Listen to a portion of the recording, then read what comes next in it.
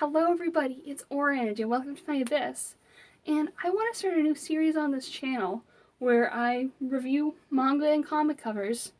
Um, I I love manga covers. I think they're all super interesting. I want to look at like the good manga covers, the bad manga covers, how manga's covers look in like a specific I can talk release. Because manga covers are really important to the manga collecting experience. They can help sell manga. They tell you not to judge a book by its cover, but I know some people out there do.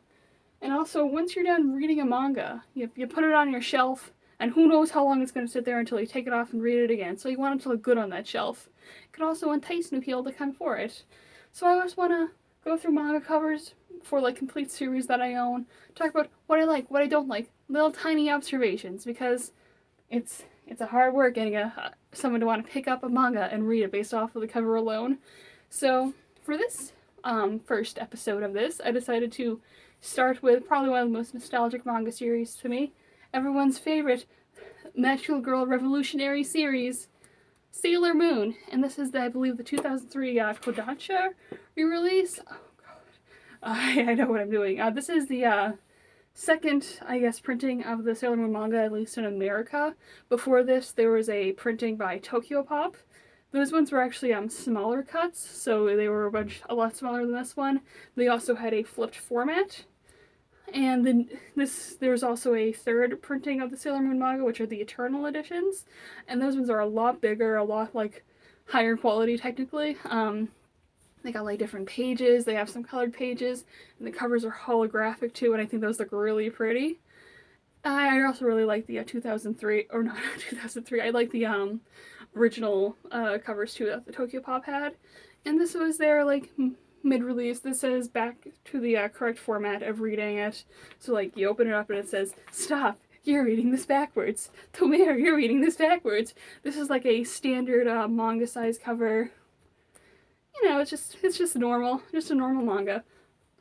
And these covers kind of go through the, I guess, manga cover trope of having one independent character on each volume of the book. I also have, I'll also be looking at Codename Sailor V and the Sailor Moon short stories. Have all of them behind here. I'll talk about those last.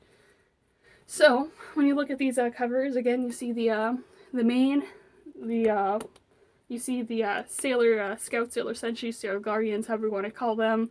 It really only depends on like what version of Sailor Moon you grew up with. I love Sailor Moon, guys. It's so good. But so yeah, we have Sailor Moon on the first cover. She is in her classic costume with her first brooch. She has little wings in her hair. So this is really cute. The cover has a really pink cover scheme to it. And on the back of the cover, all of them have like a little chibis of the people that they have represented on the front of the cover. So on the back here you have a little Sailor Moon and her little Luna.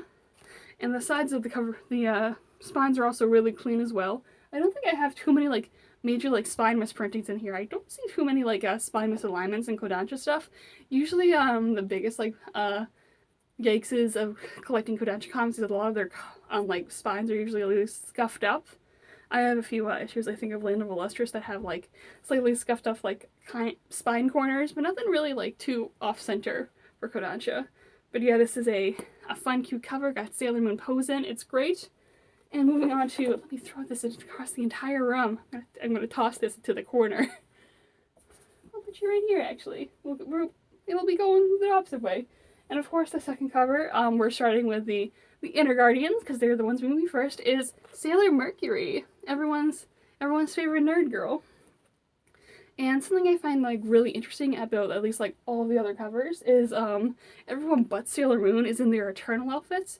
So if you don't know, the Sailor Guardians and Sailor Moon, they have a few different stages to their classic like outfits. And as you can see, Sailor Moon in her first one, like she doesn't have like bubble sleeves, like she has a one-tier skirt. I don't even know what like that is, but they have that. And they have a few different forms. I guess Sailor Moon's like the base form, the basic ones. You have their super forms, which are Super Sailor Moon is the best looking Sailor Moon. It's so good. I have like a poster back there. It's actually a puzzle that I glued to a board. But I love Super Sailor Moon. She gets like the most upgraded set, but the normal Guardians have like extra long bows and like thingies added to their sleeves. And then the Eternal outfits are They got like two-tier skirts, they got bubble sleeves, and other things too. I guess it's kind of a popular opinion. I don't really like how the Eternal outfits look too much. I think they look a lot better than in the manga than they do. Yeah, they look a lot better in the manga than they do in the anime. In the 90s anime, that stuff was clunky. It looks so bad. But especially, luckily in the 90s anime, only Sailor Moon ever got her Eternal outfit. The 90s anime is weird, guys, especially when it comes to pacing out like what they gave to everyone. I do think that the Eternal outfits look a lot better in the manga. I think they also look pretty good in the new Eternal movies. I like how the like rings on their sleeves look like they have glitter in them. I want to chew on those. You know, like those little pencil grips. I used to chew on those. I want to chew on that. What am I saying? What am I talking about? But yeah, I don't know why on these covers they have the girls in their Eternal outfits and not like their basic outfits, especially because on the back with the chibi they're in their classic outfits too. But even then, I do think this is a nice cute cover. I like how the font is green, the Pretty Guardians is green, and then it goes below the blue. I think it's very pretty and nice. The spine is also very good as well. I like it very much, very much. Yeah. But I do wonder why like this is the case. Again, it's not much of a deal breaker, and I also like how all the girls have like their elements represented on the covers too. Like behind Mercury, you got all her bubbles. Moving on to volume 13. What am I saying? It's early. No, it's not. It's like 12 a.m. How are we doing it? 12 p.m. What's time? I don't know anymore. We got Mars. Mars is also in her Eternal outfit.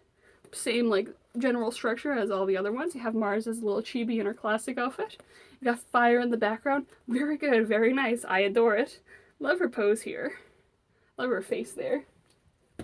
Then after that we got my favorite girl. We got Jupiter and hers. Jupiter is my favorite guardian. I don't know if you can see, I got a little Jupiter collection going back there. But it's great. I especially like how tall she looks on the, especially compared to the other chibis, how tall she looks on the back cover, because she's like the tallest one. She's not the tallest one, like, both Uranus and Pluto were taller than her, but like, that was her thing. That was her thing before they introduced the outers. Which I do really like her cover because it does mix her rose petals with her lightning, which she has two elements because she's just the best one. She is the best one. Then, after that, we got Venus! Venus's cover is very appealing. I like all the different rainbows that they used for her. It's like, how do we represent her being the guardian of love, which isn't just plastering hearts all over the cover? Rainbows, baby! And she has a really cute one in the back with her and her Winkle of Me chain. And these covers are all so cute, and I love the gradients that they have on the Sailor Moon. I like all the different colors that they have throughout all the colors they got on the covers. And then, of course, we're going into the special guardians. We got Chibi Moon, and all the pink that she entails on hers. She has a very, it is very pink. Maybe it's too pink at some points, but I think Chibi can like dissolve a bit into the background, but it's nice anyway. She has a really cute pose, and it's a pose that actually kind of matches her chibi on the back as well. So yeah, that's adorable. Then moving on, we got Uranus. We're starting the outers. Now, I wonder why didn't they have Pluto show up first? Because technically she does appear.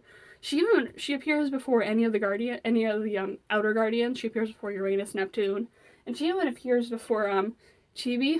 But I guess it's how they were like reintroduced in the arcs. But we got Uranus here, the icon. The icon. I love her so much. And you can see like her element's wind, and you kind of got that represented with the streaks on it. I like all the blue used in this cover too. And on the back, it's just her with her crossed arms. We love an icon, what can we say? Now we got the skinniest book in the entire collection of Sailor Moon. We got Neptune. I love Neptune as well. I think she is great. You can see that she has, she's water elemented a lot like Mercury. But I associate Mercury more with like bubbles and stuff like that.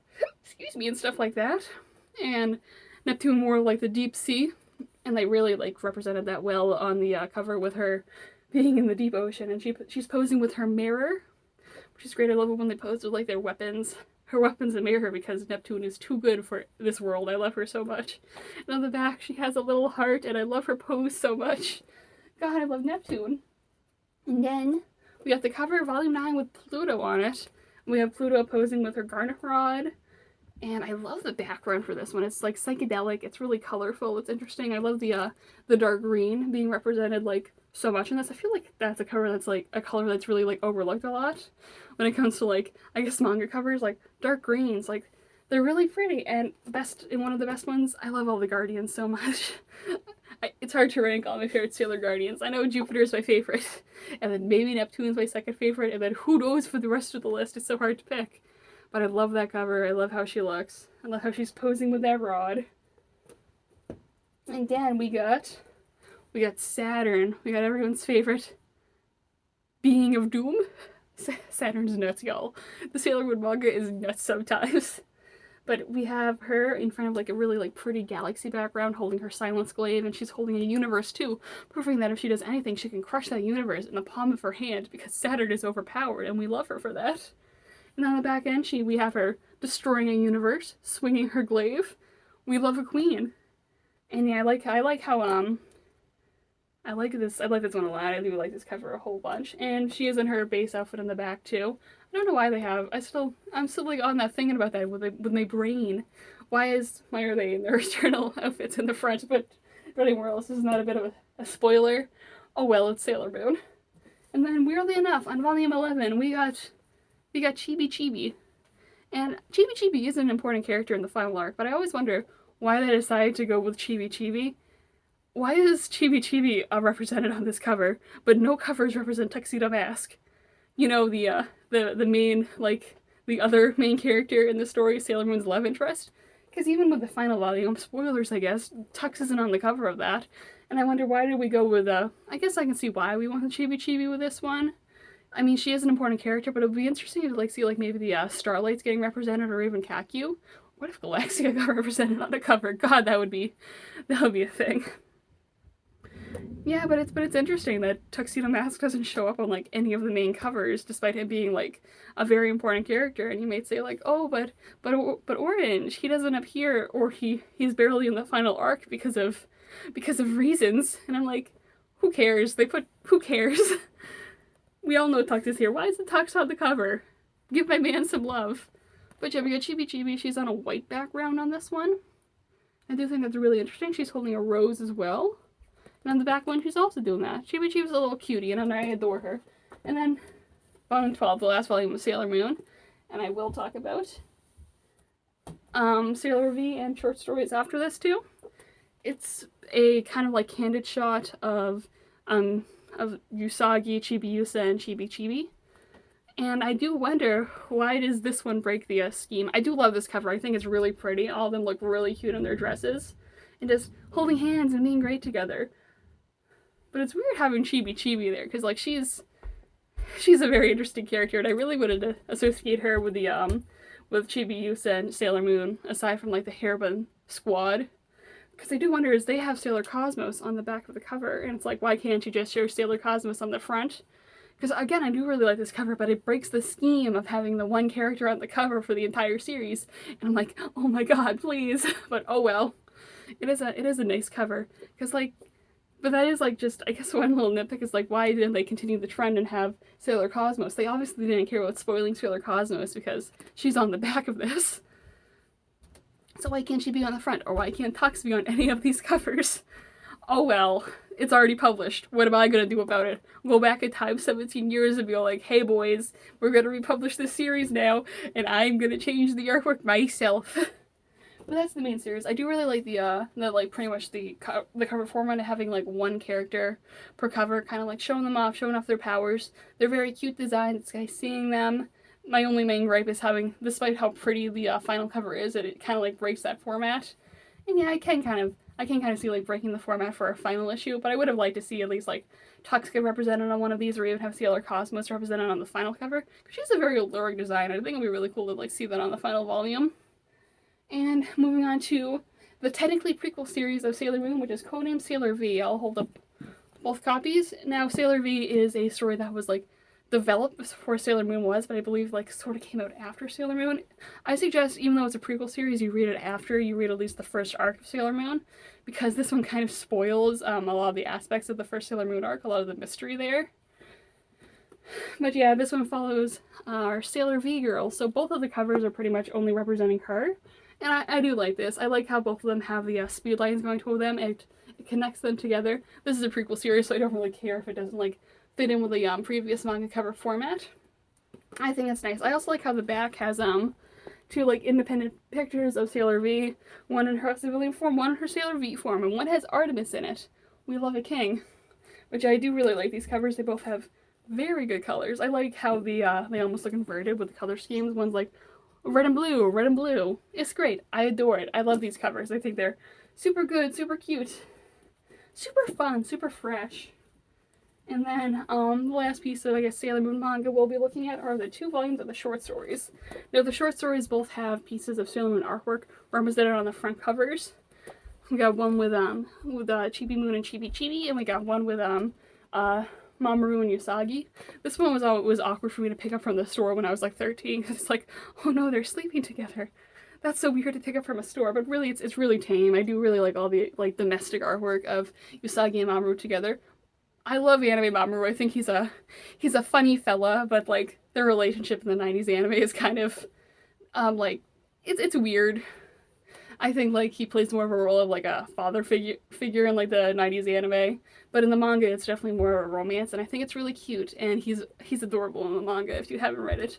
Mamoru Love in the manga is fantastic. That was my favorite part about the Eternal movies, seeing Mamoru be his manga self, his little dork manga self, and I adore him.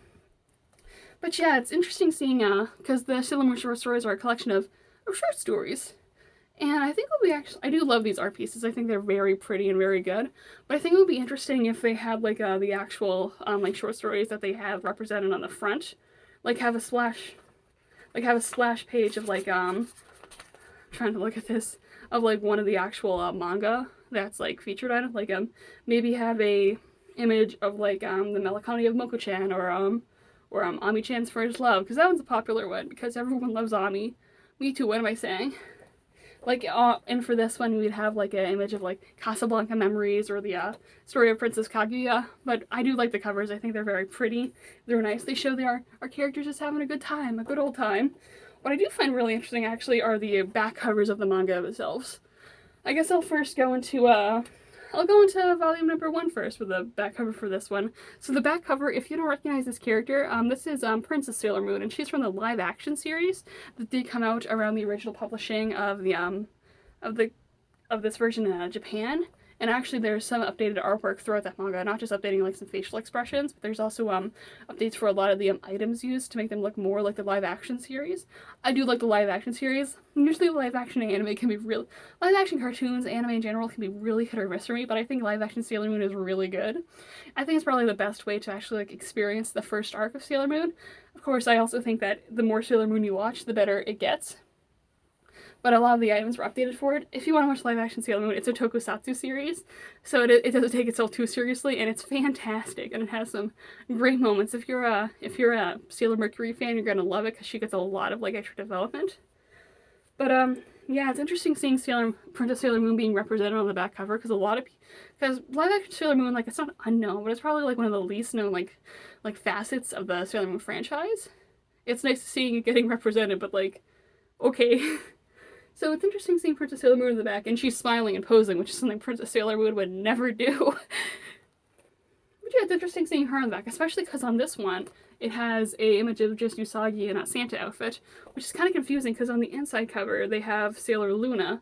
So I'm wondering, why isn't Sailor Luna on the back of this one? And you could just keep up with the trend of having the chibis on the back. But it is a really pretty picture. I'm just wondering, you have Sailor Luna on the inside cover, so it's obviously didn't care about spoiling her, so why isn't she on the back one? I don't know, man. I'm not the one printing these, but those are just like, I guess those are minor nitpicks, because these are very cute releases. They're thinner volumes too, because they are a bunch of short stories.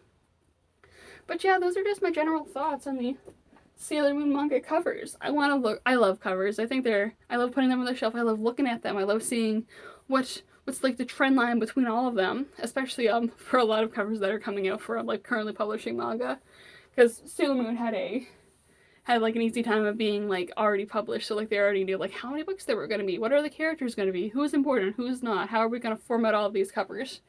So I think it's very interesting to look at manga covers for a lot of series, because they can show so much. Things show pretty artwork, pretty colors.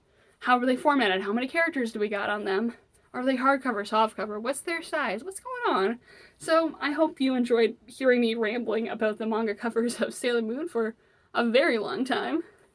And I want to continue doing this because, again, I do like talking about manga covers. So what do you think of the Sailor Moon manga covers? What's your favorite release? Do you like the Tokyo Pop covers? Do you like the Kodansha covers? They're all published by, or they're mostly published by Kodansha. Do you like the 2003 covers, or do you like the Eternal Edition covers? What do you think? What could they improve on? What are your thoughts? What are your feelings? What manga covers do you like? I am planning on continuing the series, and I got a few other manga cover series that I am planning on looking at sometime soon. So thank all of you for watching, and have a lovely night.